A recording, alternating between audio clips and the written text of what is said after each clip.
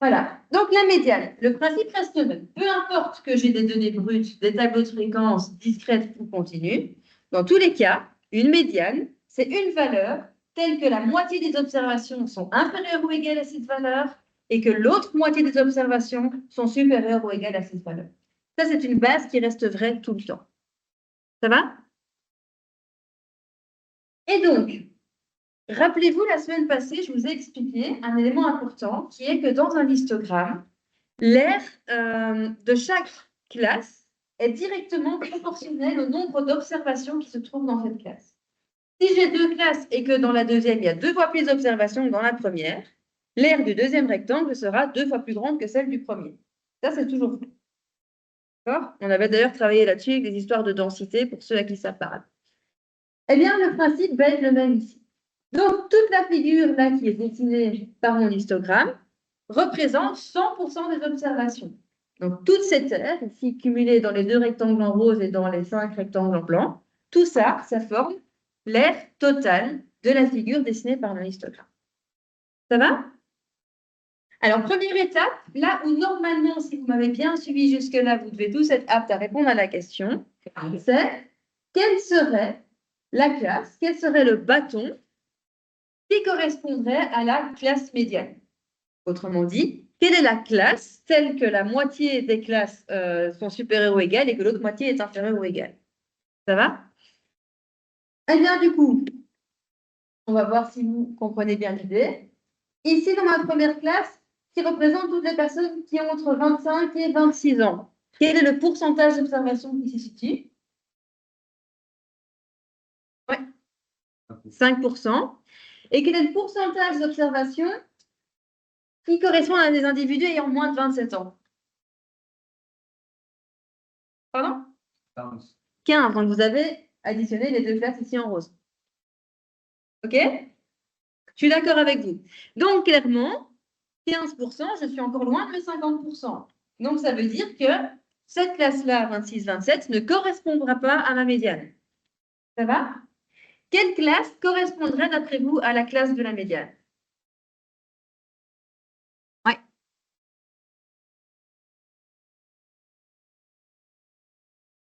Alors, là, dans le fond, c'était la même réponse? Pardon? Alors, ce n'est pas les effectifs, c'est les fréquences cumulées, mais oui, ça va être la première qui va dépasser les 50%, effectivement. Et donc, si je continue, donc ici, vous aurez compris que ce que je calcule, c'est les pourcentages cumulés. Et donc, si je continue, des individus qui ont moins de 28 ans, il y a 32,5%. Je n'ai pas encore atteint mes 50%. Si je rajoute les 28-29 ans, eh bien, j'ai cumulé 67,5% des individus de ma distribution. Et donc là, j'ai enfin identifié ma classe médiane. C'est celle-ci. Donc, ma médiane sera nécessairement une valeur qui sera comprise entre 28 et 29. Ça va jusque-là? C'est OK? Alors, si je travaillais avec une variable discrète, eh bien, j'aurais terminé, puisque cette classe aurait été associée à une valeur unique qui aurait correspondu à ma médiane. Sauf qu'ici, comme je l'ai rappelé, on travaille avec une variable de type continu, ce qui veut dire qu'il existe dans cette classe une infinité de modalités possibles, toutes comprises entre 28 et 29.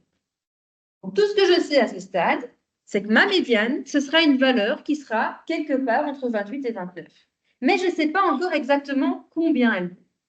Et là, on va voir une technique qu'on appelle l'interpolation linéaire pour l'identifier. Alors, je vous précise déjà qu'ici, j'utilise une technique qui est très inspirée du livre de référence que je vous avais dit qu'il n'était pas forcément indispensable d'acheter. Alors, d'OTP, souvent, les assistants vont utiliser une méthode vraiment différente pour l'expliquer. J'aime bien voir les deux avec vous. Ça vous donne la possibilité de voir quelle est celle avec laquelle vous êtes la plus à l'aise. Dans les deux cas, vous arriverez exactement à la même réponse. Ça va, sachez-le. Je pense qu'il y a même 3 techniques différentes. Donc, il y a normalement moyen de s'y retrouver. Moi, j'aime bien celle-ci puisque je trouve qu'elle est plus intuitive, puisqu'elle est basée sur la visualisation. D'accord? Donc, tout le monde a compris que la médiane sera comprise entre 28 et 29? Oui, tout va bien? OK. Moi, j'aurais bien voulu trouver une valeur telle qu'il n'y ait pas 67,5% de l'air qui soit couverte. avant, mais tel qu'il y ait exactement 50% de l'air qui se situe avant. Ça va? Donc, le but du jeu va être de trouver où est-ce que je vais devoir découper mon rectangle ici pour que toute la surface que j'ai recouverte ici en gris vale exactement 50%. Et ça, c'est tout le but de l'interpolation linéaire. Ça va? Est-ce que vous comprenez le principe et l'idée jusque-là? Ça va être le moment où il faut vraiment bien se concentrer puisque c'est ici que la difficulté va commencer. OK. Alors, ici, si je m'intéresse à tous les individus qui ont 28 ans ou moins, on vient de le voir, ça correspond à l'aire en bleu, celle qui correspond au pourcentage régulier dans les 3 premières classes. Et à ce stade, j'ai atteint 32,5% de l'aire totale. 32,5% de mon échantillon à 27 ans ou moins. Il me manque quel pourcentage d'individus pour atteindre les 50%? 17,5. Ça va, effectivement, si j'additionne les deux, j'arrive bien à 50%. Donc, ça veut dire que je devrais trouver ou découper mon quatrième bâton pour que la petite surface ici en gris corresponde exactement à 17,5%. Ça va? Je vous rappelle que l'aire d'un rectangle, c'est sa base fois sa hauteur. Et que ici, je suis dans une situation où je voudrais découper verticalement mon rectangle. Donc, je ne veux surtout pas toucher à sa hauteur.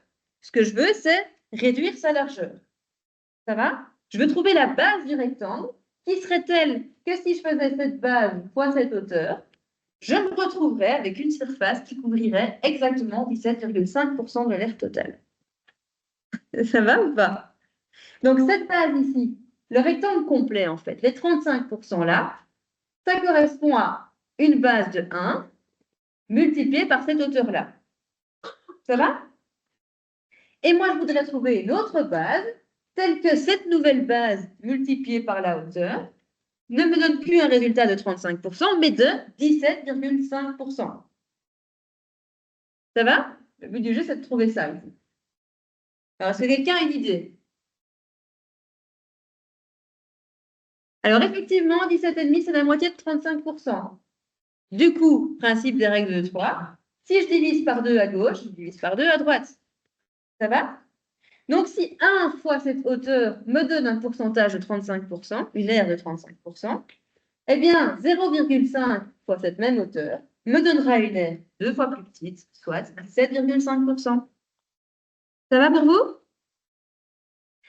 Donc, là, j'en suis où? J'en suis à me dire que ce rectangle ici en gris, pour qu'il couvre une aire de 17,5%, il doit nécessairement avoir une amplitude de 0,5. Sachant qu'il commence à 28, ça va me mener jusque où? Jusque 28,5. Donc, une fois que j'ai trouvé mon résultat ici, je l'additionne à la limite inférieure de la classe dans laquelle se situe la médiane.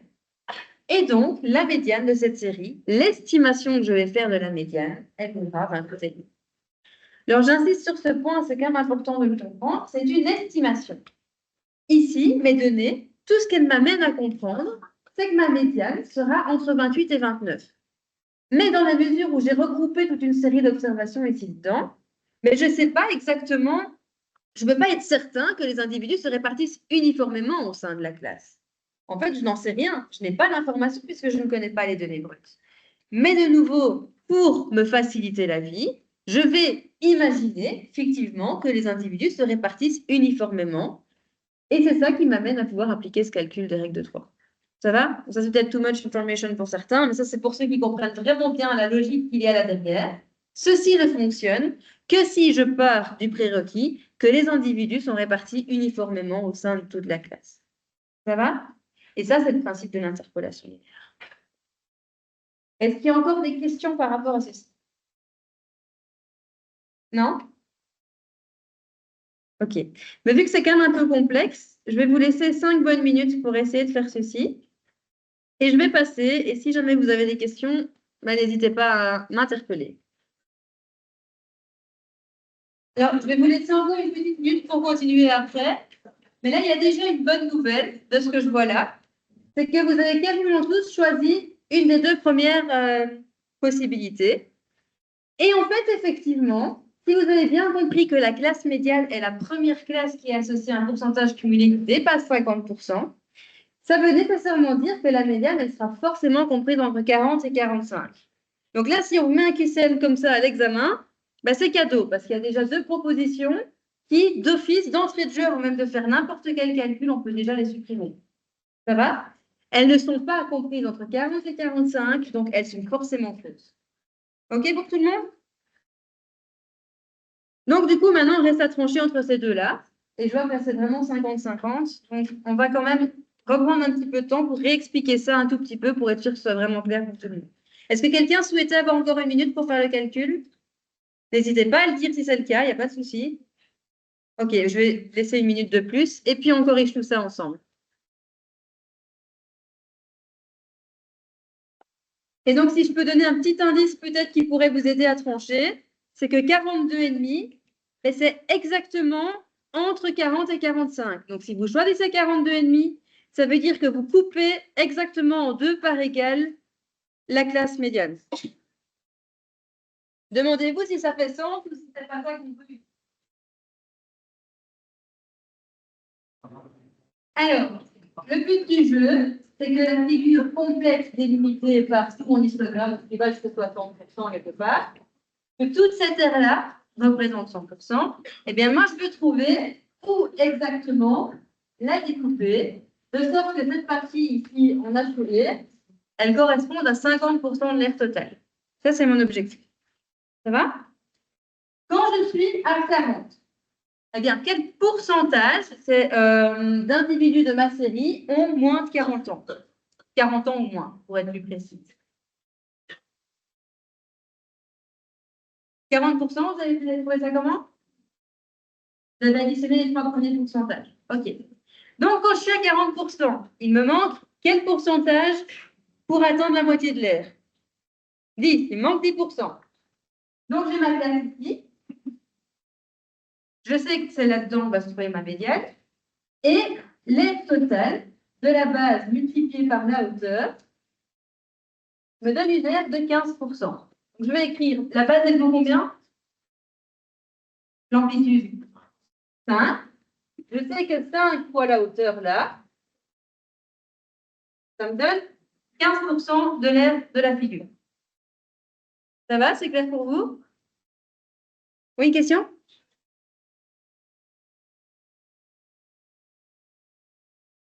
Pourquoi c'est 5 et pas 6? De la base? Ah oui, non, mais il y a même beaucoup plus que ça, parce que il y a une infinité de valeurs. Mais en tout cas, la différence entre la limite inférieure et la limite supérieure, c'est 5. Ça va?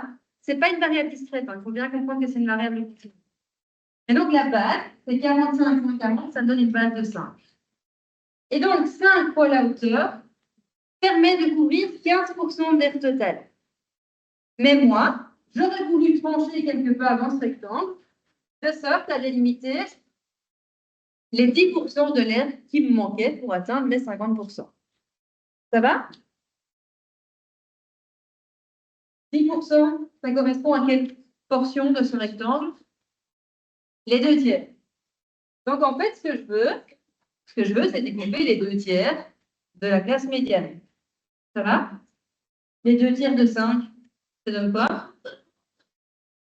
Les 2 tiers de 5, c'est 3,3. Et donc, je pars ici mon 40 et je dois m'en éloigner de 3,3 points.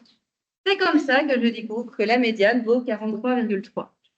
Alors, petite astuce, donc vraiment ici, en réfléchissant un peu à la logique, si vous aviez bien cerné, vous auriez pu trouver la bonne réponse sans faire de calcul, juste par élimination et par déduction.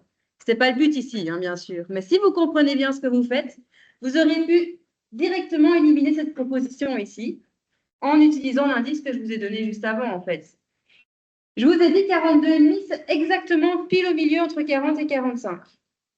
Donc, en prenant la valeur 42,5, ce que vous faites, c'est que vous découpez le rectangle qui vaut 15% en 2, par égal.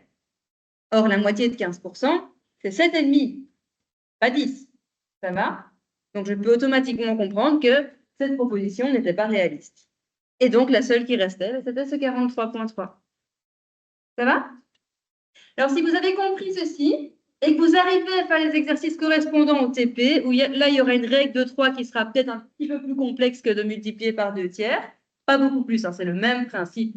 C'est juste que là, ben, du coup, ce ne sera pas forcément des chiffres aussi ronds que ça, c'est ça que je veux dire. Mais si vous avez compris ce principe, eh bien, vous allez aussi avoir des facilités pour ce qui sera calcul de quartile qu'on verra plus tard aujourd'hui. C'est exactement le même principe. Sauf qu'on ne cherchera plus à découper la distribution en 2 parts égales, mais en 4 parts égales. Mais sinon, ce sera tout à fait identique. Ça va? Alors, quelle heure est-il? Il est 15h02. Je vous propose de faire une petite pause de 10 minutes maintenant avant de s'attaquer à la suite.